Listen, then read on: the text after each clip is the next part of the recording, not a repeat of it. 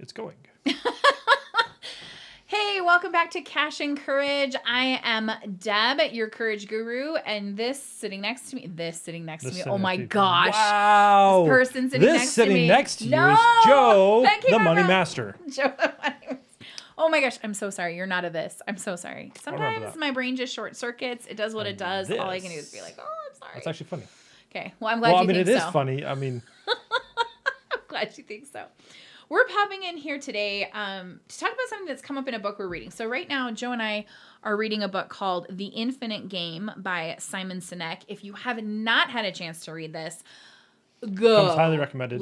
Go. Well, you're reading it. I'm reading it for the second time because I already read it once. True story. And I was like, this is so good.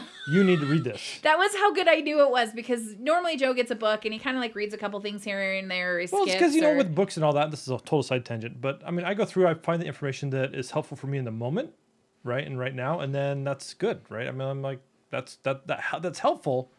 But I might not need to consume the whole thing over and over. And I tend to be a completer. If I crack a cover, I'm usually trying to get to the end. So when he not just read it all the way through, but read it quickly, voraciously, and wanted to do it again, I knew it was a great book. And he was not wrong. This book has so much great information, not just about business. Like Simon is talking a lot about business in here, and especially corporate America, but this applies to entrepreneurship. This applies to creation. This applies to how we live our lives. Are we living our lives with an infinite long-term mindset, or are we doing it based on short-term goals? Okay. Or not just short-term goals, but what would you call it? Short-term boundaries? Where we're not really thinking all the way through to the very end. We're just like, what is the thing right now that's short-term results is what I would say. Okay, short-term results. Anyway, there's a part in here when I read it, I was like, we got to talk about this live. Joe doesn't even really know what I'm going to be asking him. I'm like, I just want to get on here and I want to ask you questions. Yeah, she's like, I just want to ask you some questions. I want to ask you some questions. It's kind of hard to record a video and not know what you're going to be talking about. So this would be fun. But part of that was on purpose because I want you guys... Raw and real. Raw and real. These are the kind of conversations we end up having around like the dining room table or driving in the car. And I just wanted to give you guys a peek into that and maybe even move that direction in the future if Joe will go with me. Because I think this is where... It sounds like a trap. It's a trap. I feel like an octopus head now. But anyway, so in the book, and this is in the chapter on the responsibility of business, Simon writes... It is now self-evident that we need a new definition of the responsibility of business that better aligns with the idea that business is an infinite game. A definition that understands that, and this is where I wanted to pull you in, that money is a result, not a purpose. A definition that gives employees and the people who lead them the feeling that their work has value beyond the money they make for themselves, their companies, and their shareholders. So that's really where I wanted to kind of dive in with you a little bit today, is this idea that money is a result, not a purpose. Because I know in the work that Joe does, and Joe, you can correct me if I'm wrong, but in the work that you do, like, you're not the stock guy, you're not the budget guy, you're not the here's the tactics or the systems by which we manage the flow or the increase or the decrease of money. You're the guy who shows up and says, what is our relationship with money, and what are the deeper emotions, experiences, beliefs that are influencing all the tactics that we have around money. Correct. I mean, it is about that. It's about, again, how our relationships, how our emotions drive us to take actions when it comes to money. How do we respond to money? How do we respond to those relationships we have in business and in life? And how do they not force us, but how do they influence us to take action? And are the results that we're getting what we want? So when Simon says that we need a new definition of business that understands that money is a result, not a purpose, how do you read that? What does that mean to you? Well, here's the thing. Like when you talked about, when I talked to plenty of entrepreneurs, they're like, well, I want to make this much, or this much, right? They I want to make $10,000 a month, or I want to make, even in some cases, $1 million a year. And that's like what they're driving towards. And money goals are important. They're super important as part of my program, and my one-on-one coaching I do. However, I could kind of care less about how much you make. Explain. And I say that like people are like, wait, you're the money guy, but you could care less about how much people make. And team, I get it. As one of his, I know it sounds weird, but as one of the people that comes to him again and again and again for money help and seeing that increase, like sometimes I'm like, wait, you don't care about the money I'm making? What? But why don't you care about the money? I really don't care. What I care about is I care about what you're doing to improve your life, what you're doing along the journey, right, of what you're trying to accomplish. Money should be, again, like Simon says here, the result of what we're doing to better the world. I think in a different chapter, he talks about like, we don't do good things with money. We do good things to make money. Something like that. I'm probably butchering it. I'd have to go back and find it. But this idea that our businesses shouldn't be set up to make us money so then we can do good things. Our businesses should be set up to do great things, and a result of that because you see all the memes on the internet, right? It's like, oh, they say money can't buy happiness, but it bought me X, Y, and Z, right? You get fancy cars, fancy houses, all this stuff. But what about when you don't have money? Well, that's the thing, right? And like, and that's can the people point without of it money not have happiness? No, but that's the point of all of it. Like, when we accumulate what we feel is the wealth we want, right? When we get to that point, if we don't have a larger purpose, then we start to implode a bit.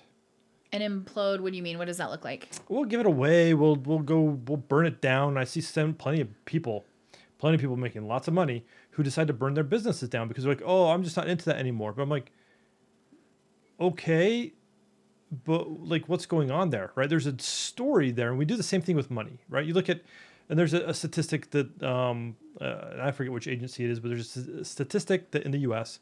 that 70% of people who get a large windfall, most of the time lottery winners, right? But large windfall will be in a worse financial situation in less than 2 years, right? So worse off than when they started. Worse off than when they started. Okay, so you can't say that, oh, just give me money and life will be different. It will. Well, I guess you can say that because it will be different, right? Okay. But you can't say give me money and life will be better. If that's all we're driving towards is the cash, then we're going to hit that. We're not going to feel any different. Your problems don't go away. If you make less than $100,000 a year, the first time you hit $100,000 a year, you're going to feel the same. And Joe, you actually prepared me for that. Like, as we've done work together, he prepared me for my over 6 figures. Because that's what I was driving for the longest time, was like, I just need to make 6 figures. It felt like the promised land. You know, if I can just make 6 figures. And you prepared me for it. And I thought I understood it. I thought that, yeah, I totally get it. Like, who you are after 6 figures is who you are before 6 figures. So it's not going to make a difference. And then I got there, and I didn't just get there. I blew past that first 6 figures. And I was like, wait a minute. I feel like I'm still struggling with the same things. Yeah, I feel like I'm still worried Life about the same doesn't change things. just because you make more money. And I would say the same thing for the ones making millions or just hit that $1 million a year revenue goal in their business. You're probably going to feel worse, honestly, because you have different problems now. And we all feel like there's a supposed to on the other side of it. And then when we get there and it's we set it up to be like this great big thing. And it's like, it's really not. Yeah. So the cool thing is when, if you look at money as a result, you're doing it wrong. Right? Really what you should be looking at is what kind of impact are you leaving in the world? Wait. Come back and rewind that. If we're looking money as a result. No, aren't we saying that money as a result money is just a result? Yeah. So, sorry, that came out. To me, it sounded like you were saying if you're looking at money as a result, you're doing it wrong. As the only result. As the only result. If you're looking at money as the end game. Yeah, as like the end all be all, you're gonna feel disappointed every time. Because what we want to be looking at our companies, our lives, our businesses, our financial situation with is that perspective of purpose. Mm-hmm. And like Simon talks about, create an infinite game within your company, and there's lots of different ways to do that, right? And he prescribes some. But one of them is just like having that bigger cause that's greater than money, greater than people, right? That you're trying to literally change your industry or change the way things are happening, or that big audacious goal that involves so much more than simply the resources that it's going to take you to get there. Right. Because as we talk a lot, as we look at creating our happily epic afters, we look into choosing cash and courage. Really what we're trying to do is we're trying to separate numbers from our personal worth. Every time. So that we over here sit in our personal worth, our value, and please understand, I am still a work in progress when it comes here. Well, here's the secret, right? We all are. It doesn't matter how much you make. You're always a work in progress when it comes to this, because there are always new layers, right? You're going to make more money next year than you made this year. So it's a new place you've never been before. And that number Even can take- even shift. Oh, sorry. I was going to say, Finish. even take, for example, Bill Gates. That dude has a lot of money, right? No one's going to contest that. That dude has a lot of money. But he's still in uncharted territories because he's doing something new with his money, right? So he's trying to figure out how he can spend the amount he wants on the endeavors and the philanthropy that he wants to, right? So it doesn't matter how much money you have. There's always a new layer if you're that person who wants to create impact in the world, right? There are some people who accumulate a lot of wealth and they're just like, that's the end all be all. Like they'll just do that. Did right? that stop our recording? No, we're good. Okay. Sorry, team. I had to ask. I don't see a red button. I don't know. Oh, that's okay. We might be Okay. able to clip that out. Anyway, so looking at that, right? Yeah. And so it doesn't matter how much you make. And I've had people challenge me on this, but there's plenty of cases I can bring up to be like, to show that that's the case. The theory stands. And the freakouts, if we don't take care of the freakouts at 100,000, at 50,000, we're going to have those same or similar freakouts, new layers of those freakouts at 1 million, at 10 million. Okay. We've seen behind some very large businesses and even just watching on the internet, right? I see Yeah, people who are like doing absolutely. very well. They posted revenues and things like that. And all of a sudden they're like, and I'm tired of that. I'm not going to do that anymore. Right? We get to a place where the money isn't driving us to continue on if the passion's not there. And so it's about being in passion because you are allowed to pivot. You are allowed to build things up and go, this isn't what I thought. I want something different. I think what we're calling for is to understand your purpose and not your great overall purpose. I have one purpose on this planet that I need to fill. That's a whole nother conversation for another day. But the idea of like in this season, my passion, my desire, the cause, as Simon would say, that is driving me forward and fueling my choices is this right here. And this is not a money thing. Money is just the side effect of doing really amazing things for great people. It's just a result, right? And It's if a you're not result. making, if that result, right, if it's called money, the result, if that result is not getting you where you want to go, then you need to start looking at what actions you're taking to get that result, right? You need to start to change up those things.